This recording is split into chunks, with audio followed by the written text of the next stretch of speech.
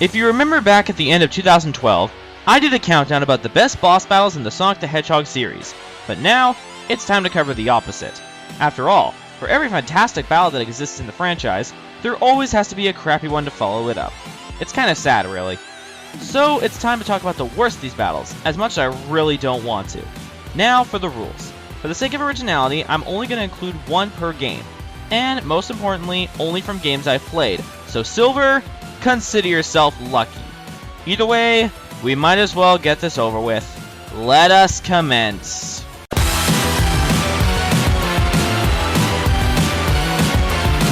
Sonic and the Black Knight. A pretty underrated game and a really fun one in my book, whether it be through the high-speed hack-and-slash action, the epic soundtrack, and, of course, the well-designed boss battles. These range from battles with Arthur's Knights of the Round Table to a duel with the legendary king himself. All these bosses provide a good amount of challenge, which makes them that much more enjoyable. Too bad this isn't the case with the Earth Dragon. The Earth Dragon is the penultimate boss of the game. By that I mean he's the boss you fight before the final boss. And let me tell you, it does not do a good job at building up the final battle. Before the battle even starts, it's already annoying, because as you get to the fight, there's a really cheap platforming section with crumbling floors and some pretty precise jumps. Really, if you try this as anyone but Sonic, you're pretty much screwed. But then there's the fight itself. The battle against the Earth Dragon is 3 phases long. In the first phase, the Earth Dragon attacks you by breathing giant fireballs, which, by the way, cannot be blocked. And once you get to the Earth Dragon, you must jump on his head and slash away at the horn on his head. After enough slashes, the second phase begins. It's very similar to the first, but now he summons enemies that can cause quite a ruckus, and he now shoots spread fire shots that can be a total pain. But where the battle is at its worst is in the third phase. In the third phase, he literally uses every single attack he has, that being the enemies and both kind of fireballs, but here's the thing. Unless you have the Dragon Slayer ability, which at this point in the game you might not, slashing its horn will not work. So, what do you have to do? Run up to a nearby pillar and slash at it repeatedly until it breaks and crushes the Earth Dragon's head. Here's my question. How were we supposed to know that? There was no implication that you were supposed to attack the pillar, let alone that specific pillar. Yeah, the Earth Dragon did a pretty terrible job at preparing you for the final battle, and overall sucked as a boss. And it's funny how this is only number 10.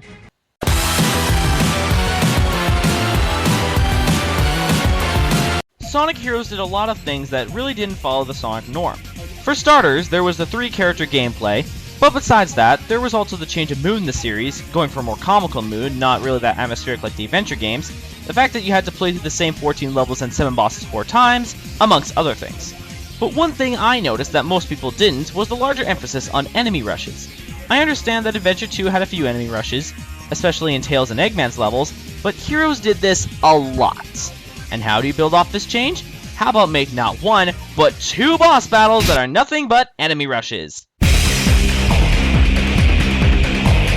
Now, at first thought, this doesn't seem too bad, but when you conclude that there were tons of enemy rushes in the game beforehand, you then realize how lazy this was on the developers' part.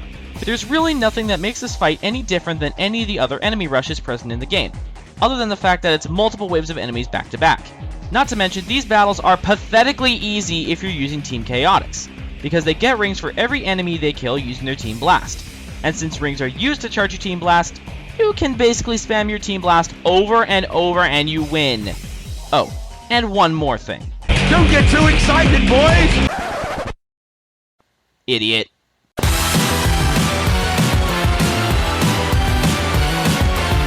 You know, sometimes I really think that Eggman's taken too many homing attacks to the head. After all, as much as people praise creations of his like the Death Egg Robot and Metal Sonic, then there's his stupid inventions like the Hotmobile. Now at first, this boss actually looks pretty cool. It starts with Eggman, Robotnik, shooting missiles at the platform you're standing on, and this begins a chase sequence. It's not too bad since the auto-scrolling is pretty slow, and there are no enemies to attack you, so it's not much of a problem. However, this high hope changes when Robotnik actually starts attacking. The only attack that he uses in this battle is shooting bombs into the lava current that's flowing towards his Hotmobile. The problem is the fact that these bombs can be avoided by simply jumping to the next platform. It doesn't help the fact that the bombs automatically flow down to the Hotmobile and damage it, so even Lester the Unlikely could beat this boss. And believe me, that's saying a lot. Actually, I take back what I said about the Robot Carnival of Robot Storm. This boss is laziness incarnate.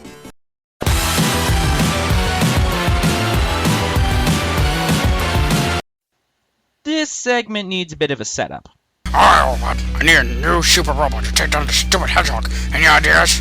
Well, sir, you could take the negative energy drained from the aliens and use them to power an all-powerful, near-invincible battle robot that will no doubt eliminate the hedgehog. Nah, sounds too intelligent. Wait, I know! How about we take a Ferris wheel, slap an eye on it, give it arms, and I'll call it Evil Ferris Wheel! Sir, are you sure that will work? Evil Ferris Wheel! Okay, Evil Ferris Wheel it is. Excellent. Now get me the butter! And that's probably how the Rotatatron came into existence. I know it may seem cheap to put a first boss on this list, let alone this high, but even on first boss standards, this battle is absolute crap. For starters, the Rotatatron's only attack is moving its hands around the Ferris wheel, and he goes down in just 3 hits. To be quite honest, there's literally nothing else I could say about this fight. No, seriously, I can't. Let's move on to number 6.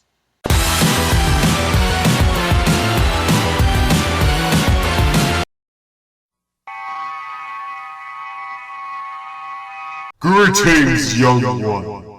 I am the genie of the giant space fleas from nowhere. I am here to grant you one boss wish. A boss wish? Yes. Give me the word and I shall place a boss into existence. Okay then. Wait, how about a boss in Sonic Riders? That would be cool.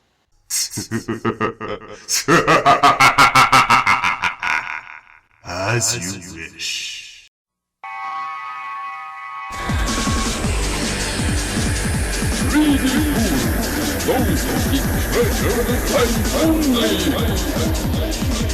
Whoa, what's this?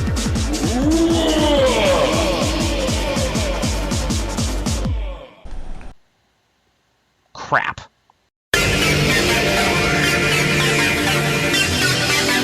Sega, did this boss really need to exist? I mean, seriously. The Babylon Guardian is terrible in so many ways. First off, what is with that design? It looks so generic. Secondly, the battle itself. In this fight, the Babylon Guardian floats ahead of you as you and the other racers try to win, as per usual. What you need to do in this battle is boost into the genie's lamp to do damage to him. However, this provides a problem, because the moment you catch up to the Babylon Guardian, you don't have enough boost power to hit him, and by the time you do, he teleports away. But you want to know the worst part about this boss? He doesn't need to be there!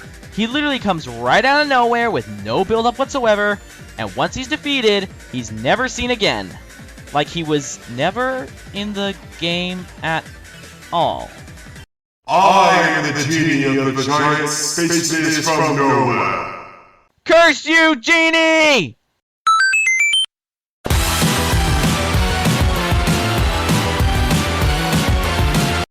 While I'll fully admit that I actually liked Sonic Chronicles The Dark Brotherhood, I'll also admit that the game definitely had its problems.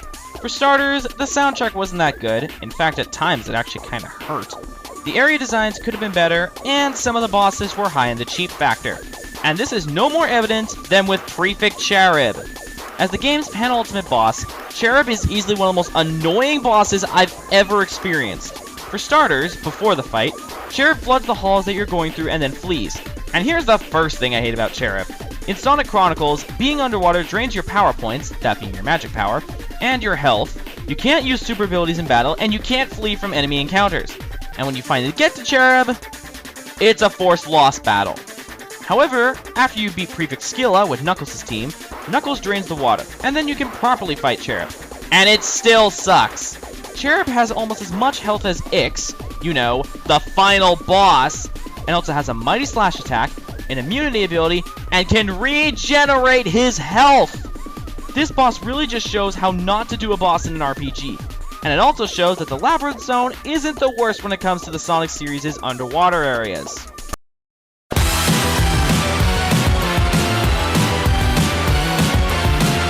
Okay, Eggman. What is this? What is this? Have you really run out of ideas for creations to the point that you base one of your mechs off of a scale? Screw Bob the Goldfish, this should have been number 1 on my top 10 dumbest boss ideas. But, wouldn't you know it, not only does the design suck, but the fight sucks as well. For starters, the way you damage the Egg Libra is by hitting the ball on one end of the scale, and then hitting Eggman's compartment on the other end of the scale. Sound easy, right? Well, it is. Until Eggman decides to electrocute the ball that you need to hit, added on to the sudden speed boost of the spinning scale. This is what makes the fight so annoying, as you only have a few seconds to hit the ball after the electricity disappears before it reappears again. And even when it isn't electrocuted, you're probably getting tossed around by the Egg Libra's shockwave attack. Oh, and you know what's even worse? You have to fight this boss as both Sonic and Blaze.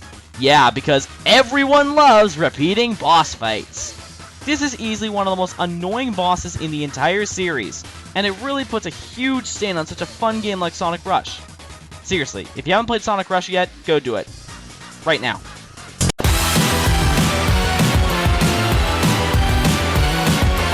Scenario time! Dr. Eggman has an all-powerful weapon that requires the 7 Chaos Emeralds to be able to destroy the world. Sonic and his friends have the last emerald in their possession, but also have a fake emerald that they plan on using to trick Eggman. However, Eggman manages to outsmart them and sends Sonic on a one-way escape capsule trip to death! In Sonic's last words, he counts on Tails to save the world, and now Tails is more determined than ever to stop Eggman's plans and avenge Sonic.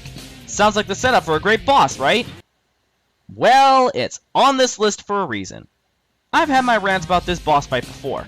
In fact, a majority of you were probably expecting this battle to be number 1, as I previously stated that this boss was my most hated Sonic boss. Well, there's the key word. Was. Opinions change, but even then, I still really hate this battle. For starters, because of how the rival battles in Sonic Adventure 2 work, in which the rival boss has all equipment you've unlocked for said character, there's a chance that when you fight Eggman, he'll have his shield upgrade, meaning you'll do less damage than usual. But wait, there's more. The arena you're fighting in has a radioactive bomb floating in the middle, and if you blow it up, you can cause damage to the boss, but it also causes critical damage to yourself. And guess what? There are no rings in the arena for you to heal yourself. But wait, there's more! Despite there being no rings, your opponent can constantly spam their mid-level special attack, that being a huge array of lock-on missiles. But wait, there's more! Not only does the boss spam his mid-level special, but he'll also spam his high-level special, that being the Giant Chaos Energy Laser Beam of Death and Destruction, lols, which is extremely hard to avoid and will cause some immense critical damage. You know, for a boss with such an immense build-up as, you know, Sonic's death, you'd think it would pay off, but no, it doesn't. But hey, I guess it paid off when they tried killing off Sonic the next time, right? Right?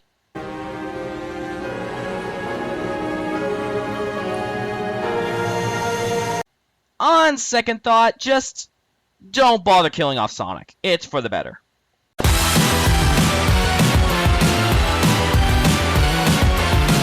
Even though Amy Rose is still my most hated Sonic character, I'll fully admit that Big the Cat is a close honorable mention.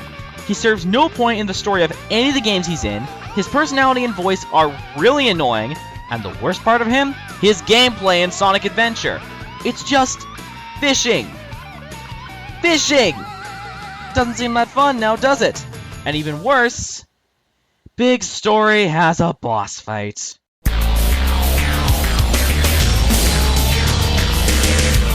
Now, it may seem like cheating to put only a specific character's perspective of a boss on this list, but I really don't care, because this boss fight is absolute crap! For starters, the concept of this fight is so stupid. In this battle, all you do is fish Froggy out of Chaos 6's body and then let the story beat Chaos for you. And it's not even hard to catch Froggy. I'm not even joking when I say that in my first playthrough of Adventure, I beat this boss in 7 seconds. Yeah, 7 seconds! Oh, did I forget to mention that Chaos literally doesn't attack for the whole fight? Now I know what you're thinking. Does this really count as a boss fight? Well, yes it does. Because when you play through Big's Boss Rush mode, yes, he has a Boss Rush mode, you fight Chaos 6. So it counts. Though I really wish it didn't. The only thing keeping it from taking number 1 is that it's actually quite a satisfying conclusion to Big's story.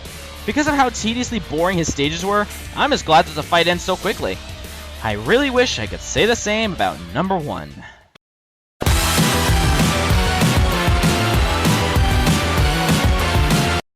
Well, Sonic Lost World. What can be said about this game, honestly? It really brings true meaning to the term mixed reception. Some fans absolutely love the game, while others consider it to be one of Sonic's absolute worst. Personally, I'm on middle ground when it comes to this game, or more specifically the 3DS version. Say nothing about me playing the 3DS version and not the Wii U version.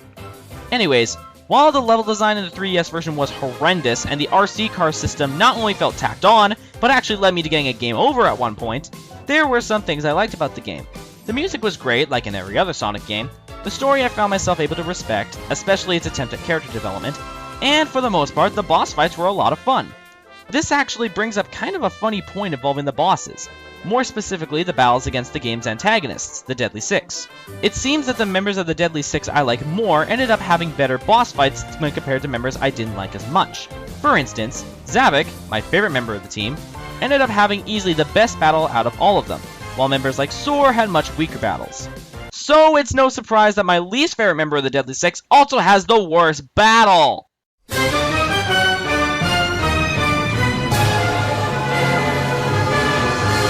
This boss. This freaking boss.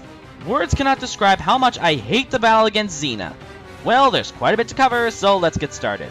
Xena is the boss of the Frozen Factory world, and man, what a disappointment. It doesn't help the fact that Frozen Factory was easily the worst world in the game, and to top it all off, we have to fight this beauty queen. And this brings me to Xena herself. Remember how I said Amy Rose is easily my most hated Sonic character? Well, Xena is pretty close to booting her from that spot. Xena is an annoying, self-centered monstress who cares about nothing but her looks. Honestly, it's kind of offensive how stereotypical she is. And you know it's sad when Zavok, her leader, has his doubts about her capability in beating Sonic. What if I told you that you were the only one I trusted to be fast enough, smart enough, and pretty enough Go on. to beat the blue nuisance? Well, I'd say you got the right girl for the job. Well, that was so easy I almost feel guilty. And I haven't even gotten to the boss fight yet. But now it's time to talk about this absolutely pathetic excuse for a boss. In this battle, Xena stands atop a giant snowman and can only be damaged using the Ivory Lightning ability. To get this ability, you need to hit the snowman's stomach 3 times. This wouldn't be a problem if it weren't for the following. 1. The infinitely spawning snowman robots. Xena launches these things non-stop, and because of Lost World's admittedly terrible lock-on system, you'll find yourself locking on and attacking the snowman bots rather than your targets. 2. The actual method of getting to Xena. Once you get the Ivory Lightning, you need to attack the snowman bots, whose heads float up in the air once their bodies have been destroyed, latch onto a floating head, and then latch onto Xena to do damage. Yet again, because of the terrible lock-on system, this is easier said than done. 3. Ice physics. And finally, 4.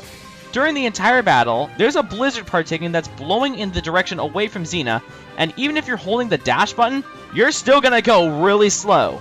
Not to mention, when you combine issues 1, 3, and 4, there's a high chance that you can actually get pushed back so far that you fall off the arena.